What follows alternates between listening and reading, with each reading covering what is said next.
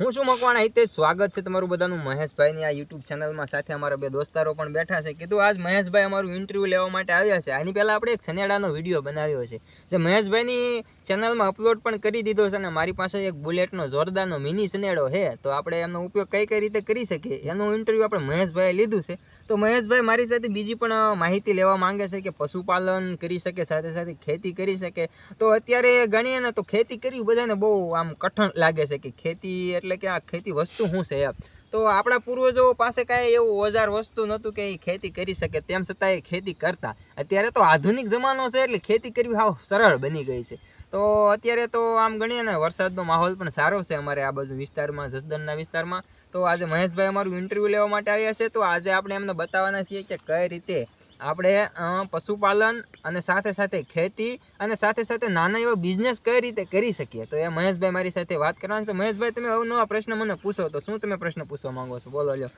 તો હવે ઘણા ખેડૂત મિત્રોને પ્રશ્ન હોય છે કે આપણે પશુપાલન કરવું હોય તો તેમાં કઈ વાતોનું ધ્યાન રાખો અને કેવી વ્યવસ્થા હોવી જોઈએ પશુપાલનને રાખવા માટે, કઈ રીતે કરી શકીએ. તો આપણે પશુમાં શું વસ્તુ આપણે ધ્યાન રાખવી જોઈએ એ મતલબ હું તમને સમજાવવાનો છું કે ખેતી સાથે પશુમાં કઈ રીતે ધ્યાન રાખવી. હવે ઘણા મિત્રો કહેતા હોય છે કાં તો પશુપાલન થઈ શકે કાં તો ખેતી થઈ શકે, બંને એક સાથે ન થઈ શકે. તો ગુજરાતમાં વાત કરીએ તો લગભગના ખેડૂત 80% ખેડૂત છે એ પશુપાલન સાથે સંકળાયેલા છે. એટલે પશુપાલન જે વસ્તુ છે એ વસ્તુમાં ખેતીમાં જે અવનવા ખર્ચો થતો હોય છે, જેમ કે બિયારણનો ખર્ચો, બીજા નંબરમાં આ દવાનો ખર્ચો, અવનવો ઘણો બધો ખર્ચો થતો હોય છે. તો એ ખર્ચોને આપણે બાદ કઈ રીતે કરવો ને એ ખર્ચામાંથી આપણે આમ કઈ રીતે નિકાલ કરવો, એટલે આમ કે હું તમે કહેવા માંગુ છું તમે સમજો કે એ જે આપણે ખર્ચો કર્યો એ ખર્ચો કઈ રીતે પાછો લાવવો. તો એની વાત કરીએ ને તો એ માત્ર પશુપાલનમાંથી જ થઈ શકે છે. અત્યારે ભાઈ ગણીએ ને તો આપણી પાસે પશુ એવા હોવા જોઈએ જે આમ સામાન્ય રીતે ગણીએ તો આપણે જે પશુ છે એ એકદમ થોડાક દૂધાળા હોવા જોઈએ. એટલે કે 5 થી 7 થી 10 લીટરની વચ્ચે દૂધ કરતા હોવા જોઈએ. એટલે કે તમને ખેડૂતોને ફાયદો થાય.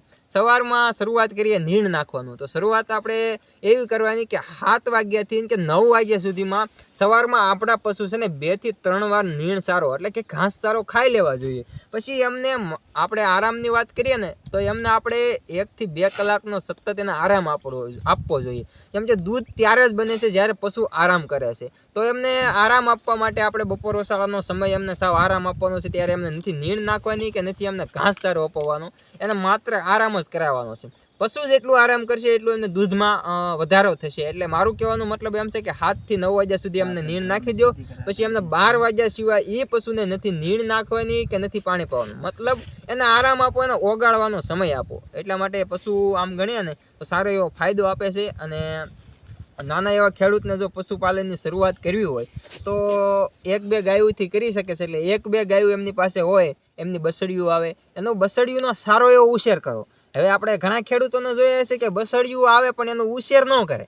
એટલે કે જે થયું, આપણે તો ગાયનો મતલબ છે ગાય દૂધ કરે છે, બસડી ક્યાં દૂધ કરે છે? નહીં મારા ભાઈ, બસડીનો સારો ઉછેર કરો. એમની બસડીની જે માં હોય છે, જે આપણે ગાય હોય કે ભેંસ હોય, એ અંદાજે 7 લીટર દૂધ કરતી હોય, તો બસડીનો ઉછેર સારો કરો, એમનો ખોરાક સારો અપાવો, ટાઈમે પાણી પાવો, સારું એવું વાતાવરણ અપાવો, તો બસડી એમની છે હારી હાંસવેલી છે તો એ 10 લીટર દૂધ કરશે.